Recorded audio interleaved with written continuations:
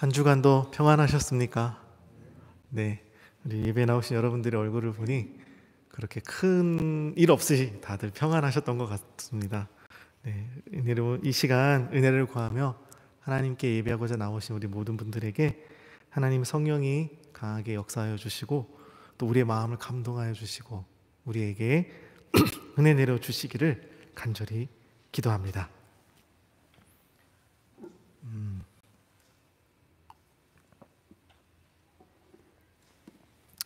저희가 사순절을 시작할 때에 매주 일주일에 한 번 온라인에 모여서 같이 성경 읽기를 우리가 시작했습니다. 저녁에 성경을 읽으면서 또 성경 구절을 이제 어디를 읽을까 고민하다가 신약 성경에 있는 서신서를 우리가 같이 읽기로 해서 이제 서신서를 읽기 시작했습니다. 신약 성경의 서신서는요, 오늘날 현대를 살아가고 있는 우리 그리스도인에게도 동일하게 적용할 수 있는 아주 좋은 말씀들이 많이 있습니다. 그래서 여러분들이 성경 읽기를 시작할 때 구약부터 읽으면 내용이 많이 어렵거든요. 그러니까는 그렇게 성경 읽기 도전하기 힘들거나 또 시간이 없어서 많이 성경을 읽지 못하시는 분들이 있으면 굳이 다 읽을 필요 없이 이 서신서만이라도 꾸준히 읽으시길 바랍니다. 성경 1독 처음부터 창세기부터 끝까지 다 읽었다. 너무 좋고요. 너무 훌륭한데 꼭 그것을 못하는 여건이 되시는 분들도 분명히 있거든요. 그러면 여러분 서신서를 읽어보십시오. 서신서는 여러분들이 오늘날 지금 신앙생활을 하는 데 있어서 많은 여러분들의 기준이 되어주는, 많은 교훈을 주는 좋은 말씀이 많이 있습니다. 내용도 쉽기 때문에요, 또 짧게 반복해서 읽을 수 있습니다. 저도 서신서를 좀 계속 반복해서 읽고 있어요. 되게 많이 은혜가 되고, 읽으면 또 은혜가 되고, 또 처음에 읽은 것보다 두 번째 글쎄 더 많은 은혜가 되고, 또 많이 깨달아주는 것들이 많이 있더라고요. 그리고 신약 성경에는요, 특별히 서신서에 보면은 세 가지 유형의 기독교인이 나옵니다. 세 가지 유형의 사람이 아니고요, 세 가지 유형의 기독교인의 모습이 나옵니다. 첫 번째는요, 성숙한 영성을 가진 그리스도인입니다. 사람이 나이를 먹으면 자연스럽게 어른이라고 부르잖아요. 그렇지만 모두가 다 어른의 생각, 어른의 마음을 가지는 것은 아니더라고요. 성숙한 생각과 마음을 가진 어른이 있는 반면에 나이가 많으면서도 불구하고 어른의 생각을 하지 못하는 사람들도 있습니다. 그리고 신앙도 마찬가지죠. 신앙도 성숙한 사람이 있습니다. 그리고 신앙의 성숙 역시 또 꼭 나이에 따라 성숙해지고 미성숙해지는 것은 아니더라고요. 그렇다면 여러분이 생각하는 신앙의 성숙이 어떤 것이 있으세요? 어떻게 하면 나는 성숙한 신앙인이다 라고 여러분 생각이 드시나요? 각자마다, 또 목사님들마다 이것이 신앙의 성숙입니다, 성숙한 신앙인의 모습이라고 각자 다양한 기준들이 있으실 겁니다. 꼭 이것이 옳아요 틀려요 하진 않아요. 성경에서 찾은 기준들이라면 다 맞는 기준입니다.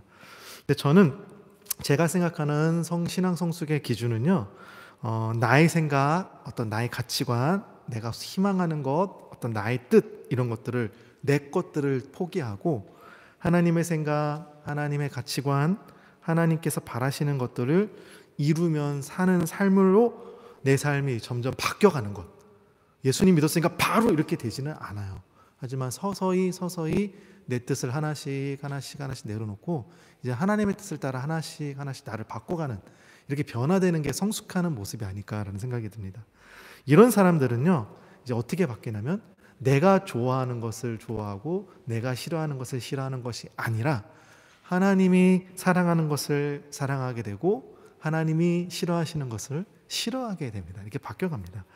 그러기 위해서는요, 하나님의 마음을 알아야 되겠죠. 그 사람의 마음을 알지 못한 상태에서 어떻게 우리가 하나님의 뜻, 하나님의 생각을 따라 살아갈 수 있겠습니까?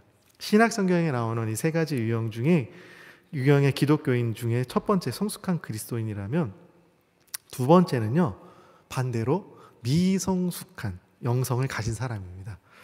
미숙하다는 것은요, 아직 다 잘하지 못했다라는 뜻입니다.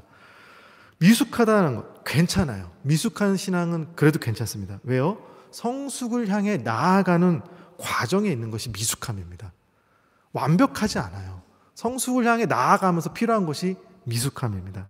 미숙한 영성을 가진 사람은요, 성숙할 수 있는 어떤 여건과 어떤 시간과 조건, 환경이 마련되면은 그 사람은 크게 자라날 수 있습니다. 크게 자라날 수 있어요.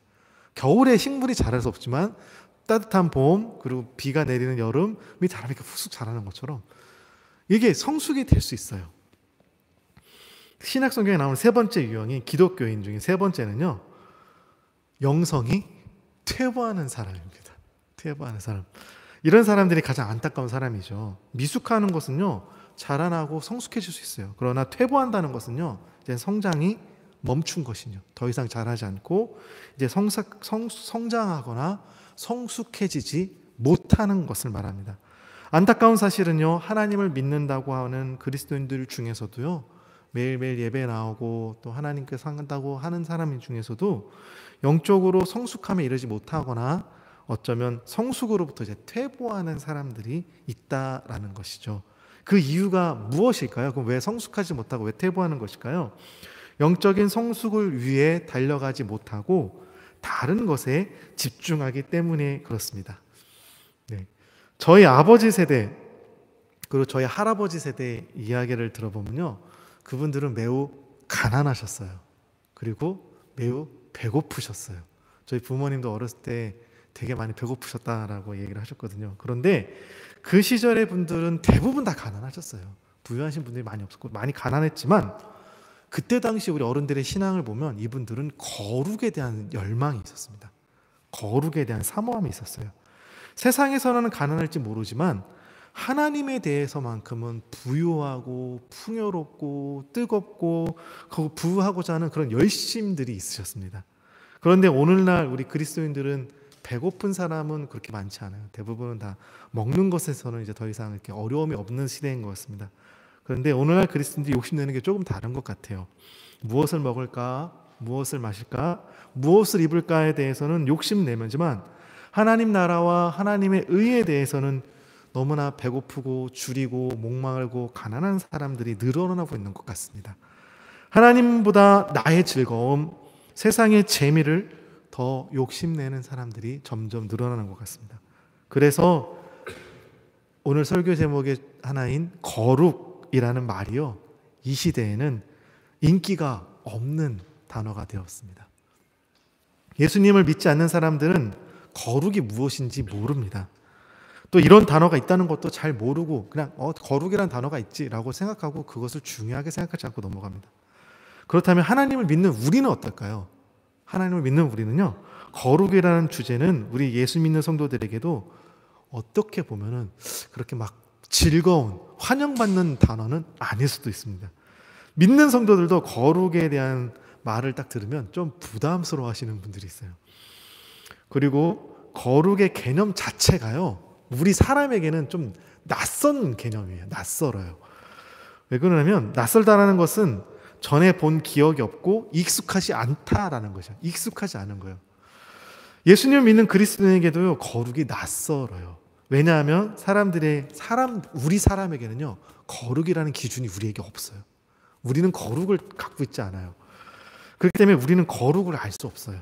그런데 하나님의 입장, 하나님의 관점에서 보면 이게 좀 달라져요. 하나님께서는요, 다른 어떤 것들보다 거룩에 관심을 갖고 계세요. 하나님께서는 거룩하신 하나님입니다. 우리는 또 이렇게 말을 하죠.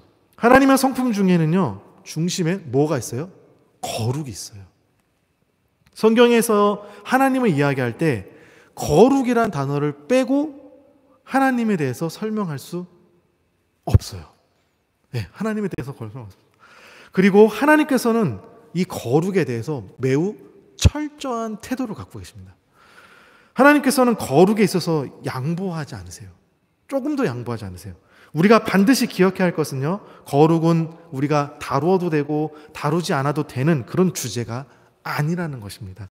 온전히 거룩하신 하나님 앞에 나와 예배하며 하나님을 만나고자 하는 우리들은요, 이런 우리에게 거룩은요, 믿음을 가진 우리 사람들에게 가장 중요한 어떤 주제일 수도 있습니다. 중요한 주제입니다. 믿음의 사람이 거룩에 대해 분명히 경험하지 못하면 우리의 신앙이요, 성장할 수가 없어요. 그런데 어떤 그리스도인은 거룩에 무관심할 때가 있습니다. 그것은 우리가 생활하고 살아가는 이 세상이요, 거룩함을 싫어하기 때문에 그렇습니다.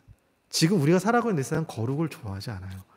세상은 거룩과 정반대되는 죄를 좋아하고 타락하고 죄투성이인 곳이기 때문에 거룩을 이야기하는 것을 매우 싫어합니다. 그리고 이 세상 가운데 살아가는 우리, 그런 세상 가운데 우리가 살아가야 되기 때문에 믿음의 사람들은 이 거룩과 세상 사이에서 우리가 그럼 무엇을 붙잡아야 되는지 선택해야 한다는 것이죠.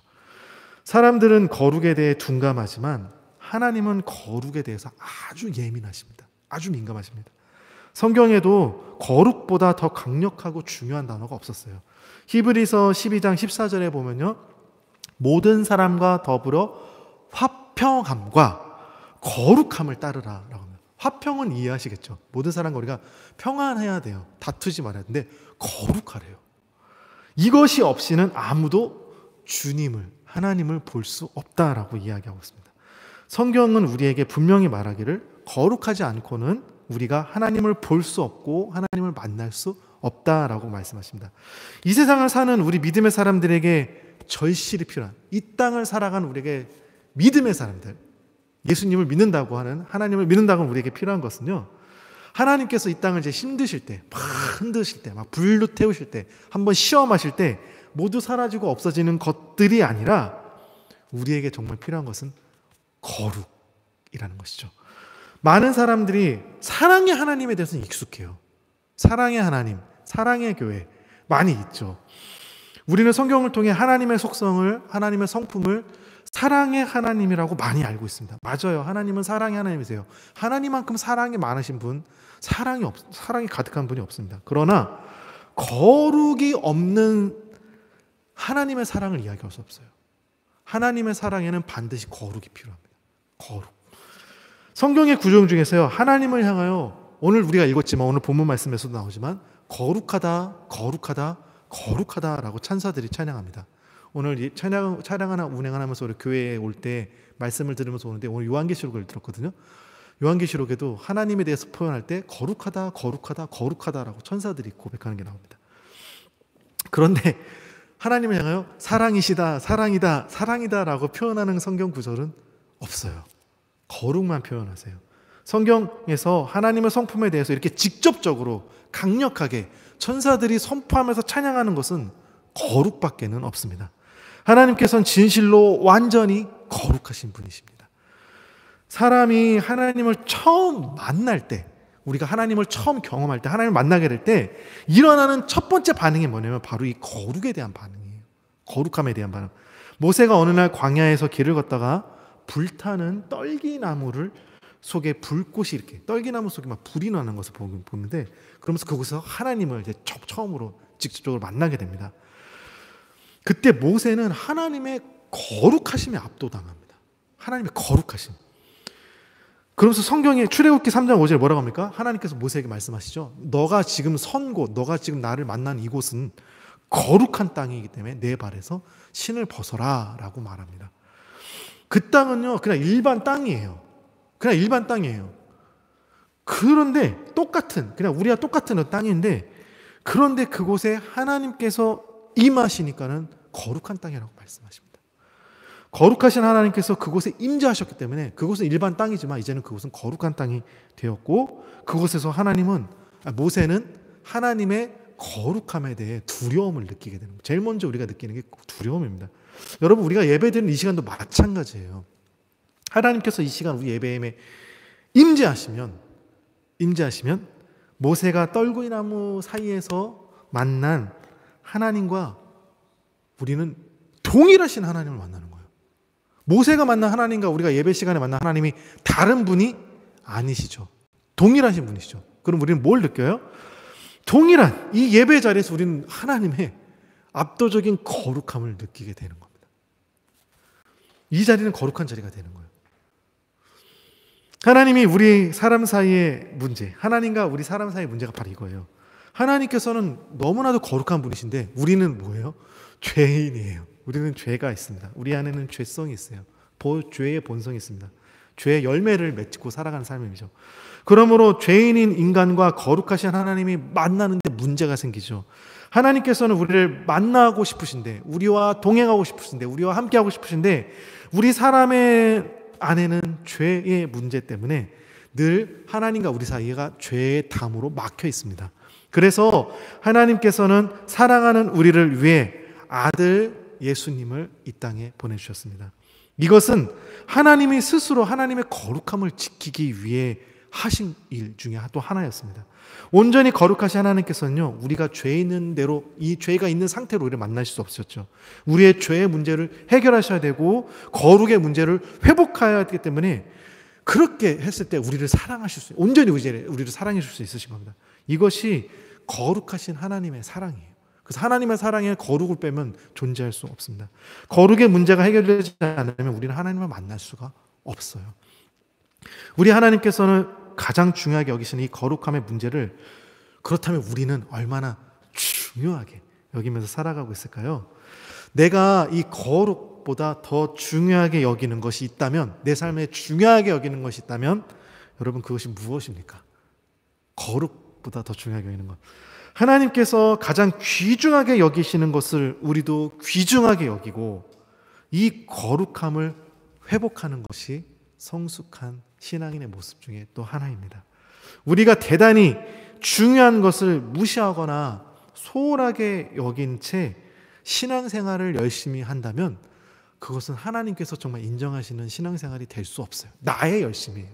전에 말씀드린 것처럼 바울이 사울이었을 때 자기가 생각하는 열심을 가지고 열심히 된 것 똑같은 것이죠. 하나님이 중요하게 여기시는 것을 우리도 중요하게 여겨야 합니다. 오늘날 우리가 신앙생활 한다고 말하면서, 우리는 하나님을 믿습니다, 예수님을 믿습니다라고 말하면서 세상 사람들과 비슷하게 살아가는 원인, 이유를 아는 것은 어렵지 않아요. 똑같은 이유가 있어요. 하나님께서 중요하게 생각하시는 거룩을 우리는 중요하게 생각하지 않기 때문입니다. 하나님께서 중요하게 여기시는 것을요, 우리는 대수롭지 않게 여길 때가 있어요.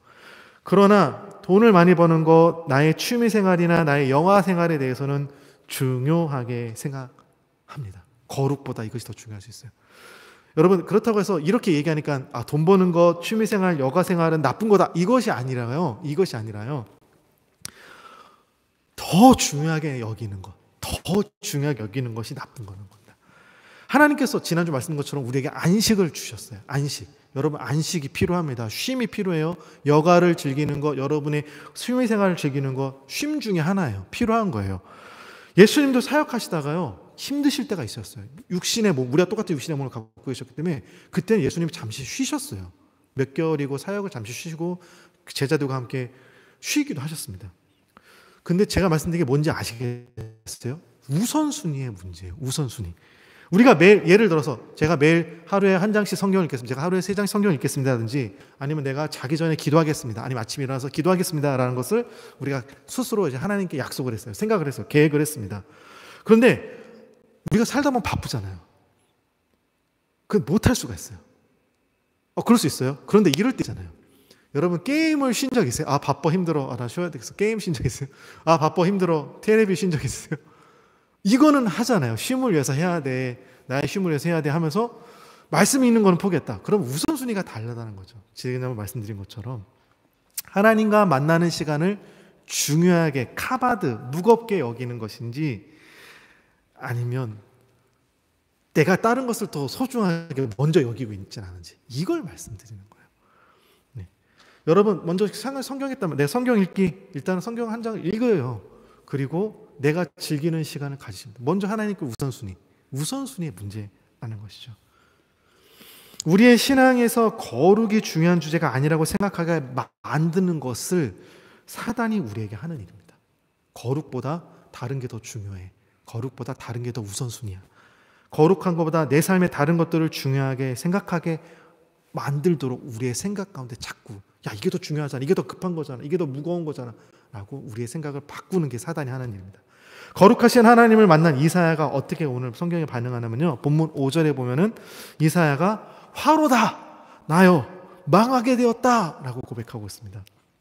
이사야가 거룩하신 하나님을 만났을 때 반가움을 느끼지 못하고 어떤 기쁨을 느끼지 못하고 화라고 고백한 것은요, 우리 인간이 하나님을 만나는 순간 우리 안에 있는 어떤 죄악들, 추악한 모습들, 허물들, 이런 것들을 진짜로 이제 딱 드러나게 되면서 깨끗하신 하나님, 거룩하신 하나님, 이게 딱 비춰지면서 이것은 내가 망하는구나, 나 망할 수밖에 없구나 라는 절망, 완벽한 좌절을 볼 수밖에 없기 때문에 그렇습니다. 이런 고백은요, 아무나 할 수 있는 게 아니에요. 그냥 회개하세요, 그래서 내가 잘못했어, 몇 개, 나 그때 뭐 이게 잘못된 거, 이런 고백이 아니라 정말로 거룩하신 하나님을 만났을 때 이게 정말로 느껴지면서 고백이 되어지는 거예요. 내가 망하게 됐다. 이거 어떡하지? 하나님 앞에 이거 진짜 어떡하지? 해결할 방법이 없는 거예요. 이걸 어떻게 감출 수 있는 방법이 없는 거예요. 그래서 하나님의 은혜가 임하면 우리에게 무슨 일이 일어나냐면요, 내 안에 죄를 죄로 깨닫는 감각이 살아나게 됩니다. 이게 은혜라는 거예요. 이게 은혜라는 거예요. 우리가 하나님의 은혜를 떠나면 죄를 죄로 인식하지 않게 됩니다. 무감각한 상태가 돼요. 죄에 대해서 감각이 무뎌져요. 이게 가장 무서운 상태인 겁니다. 인간에게 있어서 가장 절망적인 상태는요, 죄를 죄로 여기지 않는 거예요. 예수 믿는 사람들과 제가 저번에 말씀드렸죠. 똑같은 죄인이에요. 우리는 죄를 죄로 여기는 거예요. 예수님을 믿지 않는 사람들은 죄를 죄로 여기지 않는 거예요. 이게 차이인 거예요. 죄를 죄로 깨닫는 민감함이 살아나는 것이 은혜인 겁니다. 이게 매우 큰 은혜죠. 그리스도인들 가운데 하나님의 은혜를 받았습니다 라고 말할 때 어떤 위로를 받고 어떤 평안을 얻고 어떤 내가 다시 막 힘있게 살아갈 때 힘을 얻는 것, 이것도 은혜인 건 맞아요. 이게 은혜가 아니라는 것이 이것도 은혜입니다. 이걸 하나님의 은혜로 우리에게 주시는 게 맞습니다. 그렇지만 그 어떤 것보다 크신 하나님의 은혜는요, 내 죄를 깨닫게 하는 겁니다. 죄에 대해서 민감해지는, 죄를 죄로 여기는 겁니다. 그래야만 내가 죄를 해결한 유일한 길이 예수님밖에 없구나. 이 죄를 하나님 앞에 딱 비쳤을 때 이 죄를 해결할 방법이 없는데 예수님의 피가 나 이 죄를 씻어주는구나, 감춰주는구나, 깨끗이 해주는구나를 우리가, 그래서 예수님을 바라보게 되고 예수님의 십자가를 붙잡을 수밖에 되는 겁니다. 예수님을 의지할 수밖에 되는 겁니다. 그래서 이렇게 죄와 단절이 되고 죄를 씻게 되면 그때부터 하나님과의 관계가 다시 회복되어지는 것이죠. 그렇게 죄를 해결한 사람은 하나님을 만나고 하나님과 동행하는 삶, 하나님의 생각, 하나님의 마음을 따라가는 삶을 살 수 있게 됩니다. 사람은 스스로 나의 상태를 바라보는데 한계가 있어요. 내가 나를 바라보는 것과 다른 사람이 나를 바라보는 게 조금은 달라요. 여러분. 인지하는 게 달라요. 우리는 우리의 상태를 스스로 완벽하게 바라볼 수 없습니다. 똑바르게 바라볼 수 없습니다. 우리는 죄에 얼룩져 있기 때문에, 우리는 죄성이 있기 때문에 거룩을 잃어버렸어요. 죄는 우리의 삶을 계속해서 망가뜨립니다. 죄는 하나님을 사랑하지 않습니다. 죄는 세상을 사랑합니다. 왜냐하면 죄는 하나님 앞에 존재할 수 없어요. 하나님 앞에서 소멸되어야 될 게 죄예요. 하나님 앞에는 절대 있을 수 없는 게 죄예요. 그래서 세상에서 자신의 힘과 장악력을 더욱 크게 할 수 있기 때문에 세상을 사랑할 수밖에 없습니다. 우리가 거룩을 회복하지 않는다면 우리는 하나님 앞에 할 수 있는 일이 없어요, 여러분. 먼저 하나님 앞에 일하는 사람은 거룩을 회복하셔야 돼요. 화로다, 망하게 되었구나라밖에 고백할 수밖에 없어요. 십자가의 은혜는 그냥 느껴지는 것이 아니에요, 여러분. 이 죄의 문제로 인해 절망 상황, 정말 화다, 망하게 되었다라고 아무것도 할 수 없고 정말 이렇게 처절한 탄식에 나오는 순간 예수님의 십자가가 나에게 진짜 소망이라는 것을 느끼게 됩니다. 저것밖에 붙잡을 게 없구나. 저게 정말 유일한 해결책이구나. 이게 정말 느껴지는 거예요. 하나님 앞에 서기 전까지 우리의 상태를 우리는 볼 수 없어요. 그런데 사람이 자신에 대해서 잘 안다라고 생각합니다. 그렇지 않아요. 왜 그렇습니까? 우리는 하나님을 떠났기 때문에 그렇습니다. 하나님을 떠난 사람은요, 자신이 누구인지 알 수 없어요. 분명하게 내가 누군지 알 수 없어요. 죄에 지은 인간은 눈이 어두워졌죠. 자신의 죄가 얼마나 끔찍한 죄인지, 그 죄가 나를 영원한 지옥의 형벌을 받게 하는 원인이라는 사실조차 전혀 깨닫지 못해요. 여러분, 세상 사람들이 왜 지옥에 가요? 죽은 다음에 왜 지옥에 가요? 이 죄가 자기를 멸망을 이끈다는 걸 모르기 때문에 그 죄를 범해요. 여러분, 우리가 왜 죄와 싸우자고 성경이 계속 얘기합니까? 왜 우리가 하나님 앞에 나서 하나님, 지난주 내가 죄를 졌는데 너무 잘못했습니다, 회개하는 이유가 뭔가요? 이 죄가 나를 하나님과 관계를 끊어뜨리기 때문에, 이게 너무 큰 끔찍하다는 걸 우리는 알기 때문에 그렇습니다. 하나님 앞에 내가 얼마나 큰 죄인인지를 알지 못해요, 세상 사람들은. 그렇기 때문에 나의 죄를 위해 하나님께서 예수님을 십자가에 죽게 하셨다는 것이, 그 의미가 마음에 그렇게 크게 안 와닿아요. 이게 그렇게 크게 느껴지지 않아요. 내 죄가 얼마나 무거운지 아직 못 느끼기 때문에 그렇습니다.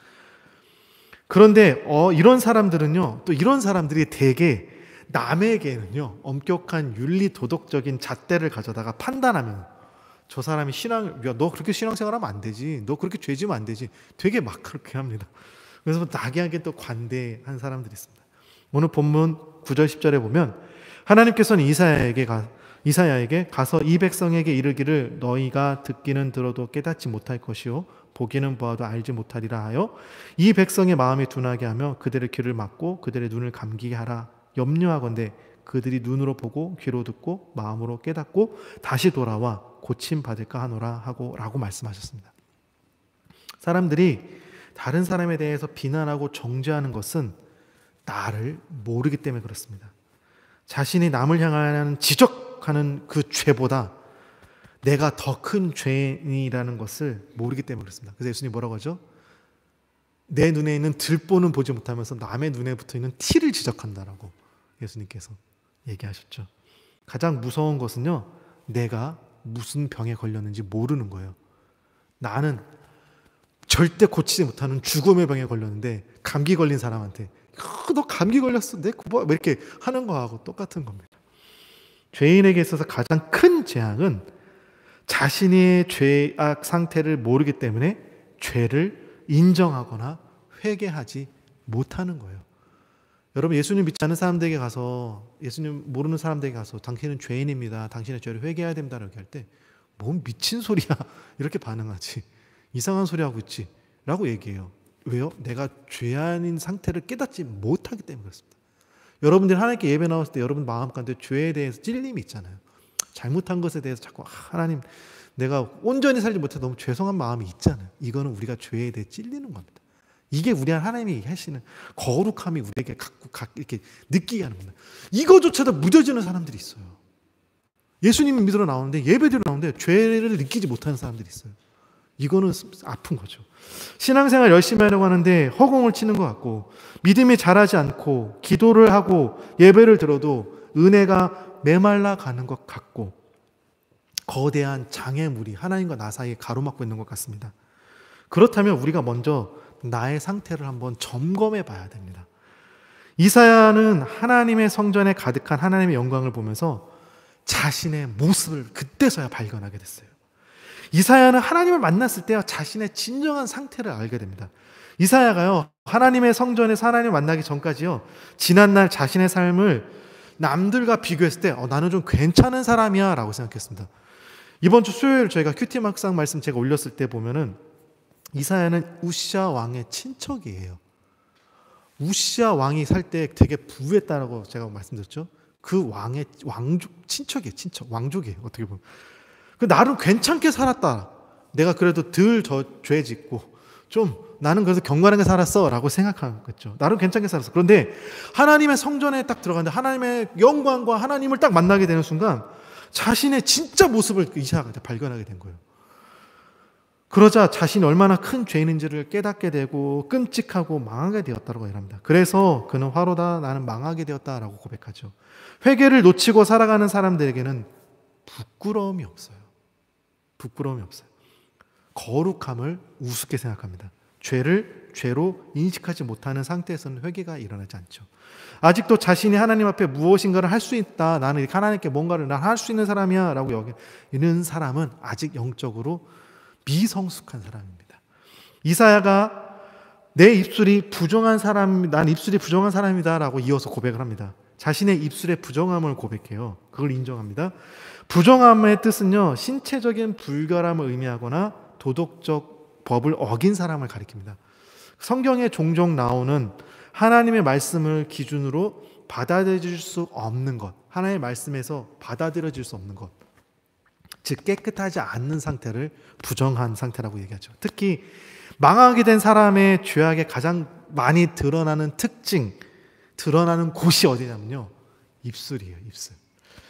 그런데 이사야는 내 입술이 부정한 사람이요 라고 말했습니다. 그래서 아무것도 할 수 없다는 거예요. 나는 입술이 부정해서 아무것도 할 수 없는 사람입니다 라고 고백합니다. 그런데 사실 입술이 문제가 아니죠.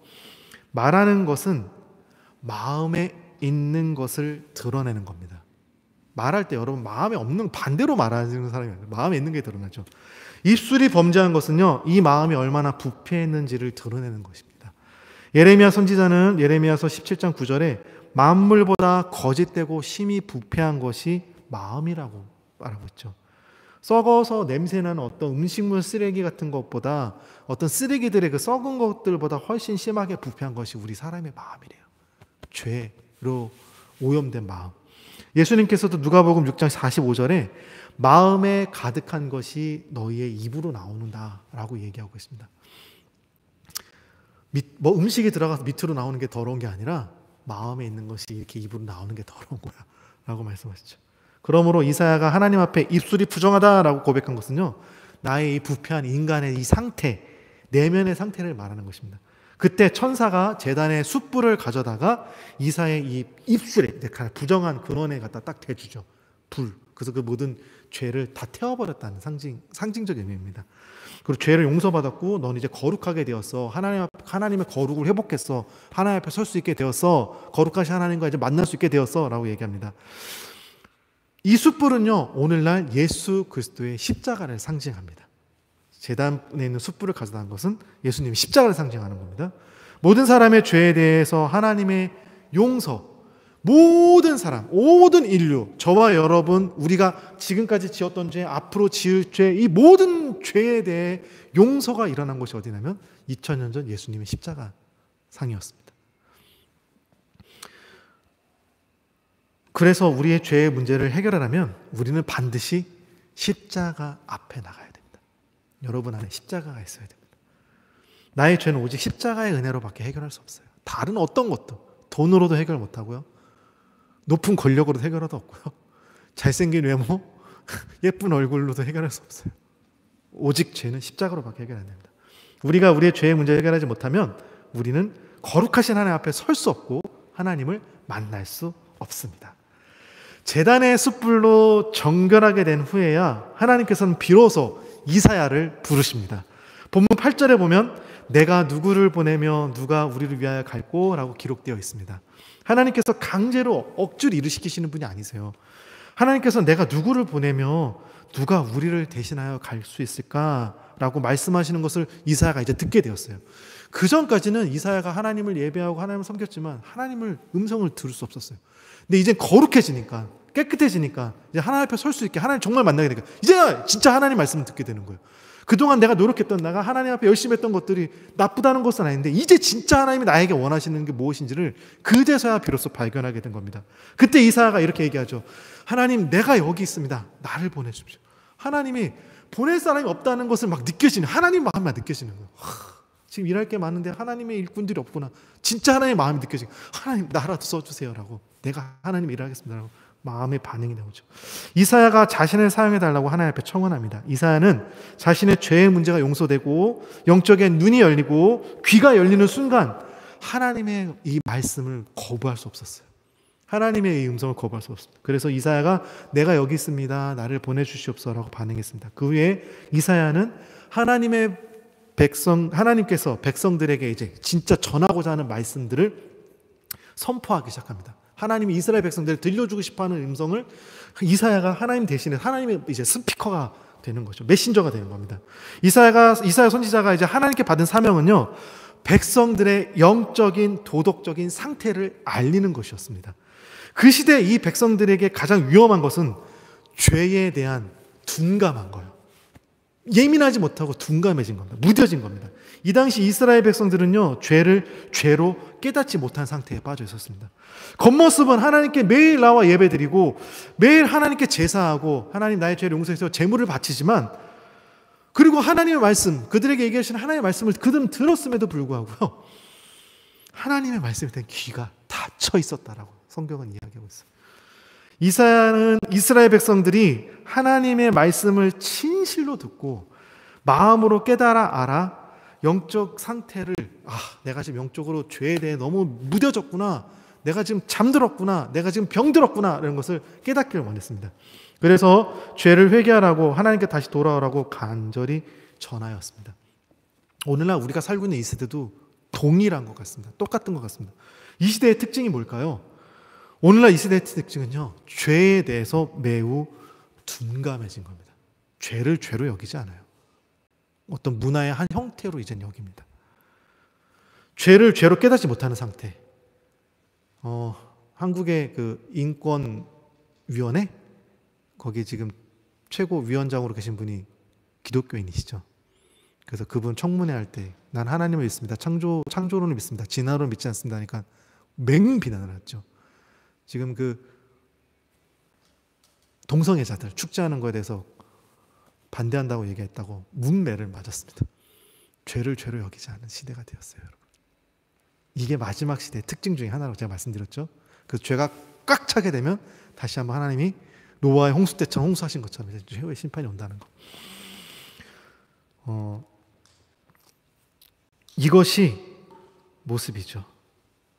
오늘날 이 시대가 죄에 둔감해진 것을 우리가 무엇을 통해 또 알 수 있냐면요, 거룩을 보면 알 수 있어요. 반대로 거룩을 보면 거룩에 대한 사모함이 많이 사라졌죠. 이것은 우리가 죄에 대해 매우 둔감해졌다라는 것을 아주 잘 보여주는 것입니다. 우리가 하나님께 하나님 이것 좀 해주세요, 이것 좀 해결해 주세요, 뭐 이건 문제 좀 도와주세요, 이런 기도들은 참 하나님께 구하는 것이 많은데요, 하나님 앞에 하나님의 거룩을 사모하는 기도는 우리가 적습니다. 내가 거룩한 것처럼 너희도 거룩해라. 하나님 거룩하신 것처럼 나도 거룩하고 싶습니다 라고 우리는 기도를 몇 번이나 드렸을까요? 본문 9절에 보면 하나님께서는 이사야에게 가서 이 백성에게 이르기를 너희가 듣기는 들어도 깨닫지 못할 것이요 보기는 보아도 알지 못하리라 라고 말씀하셨습니다. 하나님께 매일 예배를 드리고 하나님께 말씀을 듣는다건 이스라엘 백성들의 상태를 하나님께서 누구보다 잘 아셨던 것이죠. 이사야도 마찬가지였습니다. 그래서 진짜 하나님을 만나게 되니까 그때야 자기 상태를 보고 하나님의 음성을 들을 수 있게 되었죠. 하나님께서 하나님의 백성들이 어떤 상태인지 정확하게 알고 말씀하고 계십니다. 이것은 귀가 있어도 듣지 못하고 눈이 있어도 보지 못하는, 그래서 자신의 상태를 정확하게 볼 수 없는 이 시대의 모든 사람들과 모습과 마찬가지고 동일하게 오늘날 우리를 향하여 하는 말씀이십니다.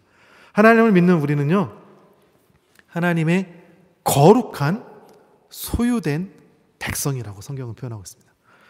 예수님을 믿지 않는 사람들은 그들이 믿는 돈, 권력, 인기 등을 붙잡고 살며 그것이 내 생명처럼 여기지만 우리 믿음의 사람들은요, 거룩을 생명처럼 붙잡아야 됩니다.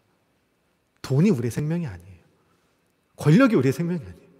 이번 대통령 서로 되려고 아주 누가 되든지 하나님께서 뽑으실 거고요. 하지만 그게 우리의 생명이 아니에요. 우리 믿는 자의 생명은 거룩이에요. 날마다 하나님과 관계 가운데 엘리야처럼 나 자신을 바라보며 죄를 용서받고 이사야처럼 하나님의 거룩한 백성의 옷을 입어야 됩니다. 한국에 한참 예전에 다미선교회에서 예수님 언제 오신다고 재림하신다고 했을 때 하얀 옷 입고 있었죠. 그걸 입어야 우리가 천국 가는 것이 아니라요, 거룩의 옷을 입어야 돼요. 예수 그리스도의 볼 거룩의 옷을 입어야 됩니다. 이사야처럼 하나님을 만나면 삽니다, 여러분. 누구나 상관없어요. 어떤 죄를 졌든 어떤 모습이든 상관없어요. 이사야처럼 우리가 하나님을 만나면 삽니다. 그러나 하나님을 만나지 못하면 이때 당시 이스라엘 백성들처럼 귀가 있어도 듣지 못하고요, 눈이 있어도 보지 못하고 죄에 대해서, 거룩에 대해서 무감각해지게 됩니다. 우리 그리스도인들의 영향력은요, 여러분의 삶 가운데 그리스도인의 영향력은 거룩함에 있습니다. 세상 속에서 우리의 영향력이 있다면, 힘이 있다면, 우리가 이 세상 가운데 그리스도인의 힘이 무엇이냐라고 보여준다면 다른 것이 아닙니다. 우리도 예수님처럼 거룩하게 사는 겁니다. 예수님은 죄가 없으셨잖아요, 이 땅을 사시면서도. 우리는 온전하게 예수님처럼 할 수 없어요. 그래서 우리는 성령님의 도우심이 필요해요. 성령님의 이끄심이 필요해요. 하나님의 거룩한 백성이 세상 속에서 거룩한 백성으로 살아갈 때, 하나님을 알지 못하는 사람들은요, 거룩하신 하나님과 하나님을 믿는 우리를 두려워하게 될 것입니다. 세상 사람들이 우리에게 왜 손가락질하고 왜 우리를 두려워하지 않는 것일까요? 죄에 대한 둔감함, 거룩에 대한 둔감함, 이 거룩을 잃어버렸기 때문에 그렇습니다. 하나님께서 거룩하신 것처럼 우리도 거룩해야 됩니다. 거룩이 우리 그리스도인의 능력이에요. 거룩을 잃어버린 이 세대에서 하나님의 최대 관심사인 거룩으로 돌아갈 수 있는 우리 본성교회의 모든 성도님들 되실 수 있기를 주님의 이름으로 축원합니다. 아멘. 기도하겠습니다. 하나님 아버지 감사를 드립니다. 오늘도 말씀을 통해 우리를